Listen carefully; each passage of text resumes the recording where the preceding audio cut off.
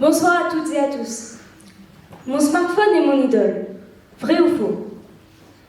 À en croire le dictionnaire, une idole est une personne qui fait l'objet d'une admiration passionnée.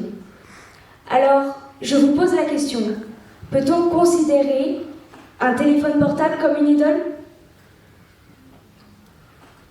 Si ce sujet était une vérité, cela signifierait qu'on en vient à personnifier le smartphone pour justifier le fait qu'il puisse être un modèle pour nous. Mais pourquoi en serait-il un? Certes, on peut apprécier sa praticité, parce qu'il est utile. Mais la différence est grande entre apprécier et idolâtrer. Il y a des nuances, des synonymes qu'on peut classer sur une échelle d'intensité. Tout n'est pas noir ou blanc. D'ailleurs, ici dans cette salle, qui ne s'est jamais agacé après son smartphone parce qu'il était trop lent ou qu'il ne faisait pas ce qu'on voulait? Honnêtement. Le silence répond de lui-même. Mais sur un autre registre. En anglais, pour désigner la troisième personne du singulier, il existe 3 pronoms. He, she et it. It a été inventé parce que les Britanniques estimaient qu'il fallait marquer une distinction entre les hommes et les objets. Parce que ce n'est pas la même chose.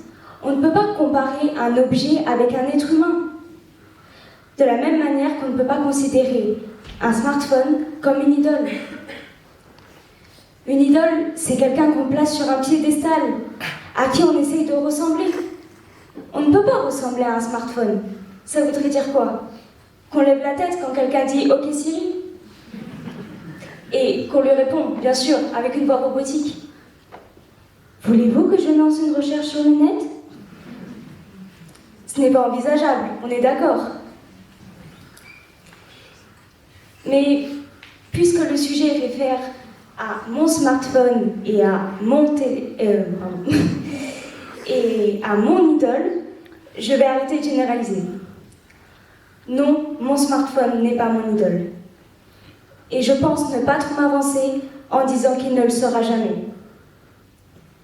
Je préfère prendre pour exemple des personnalités publiques, existantes ou non d'ailleurs. On peut parfaitement admirer des personnages issus de la littérature ou du cinéma.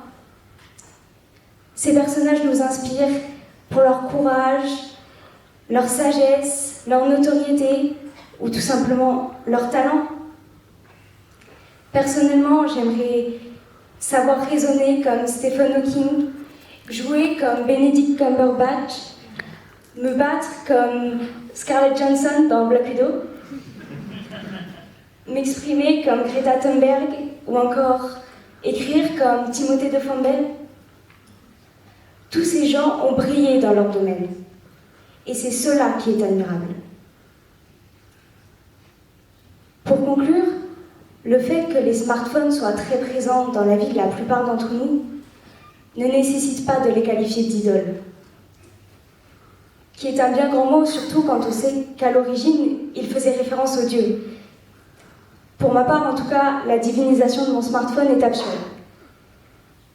Donc, encore une fois, non, mon smartphone n'est pas mon idole.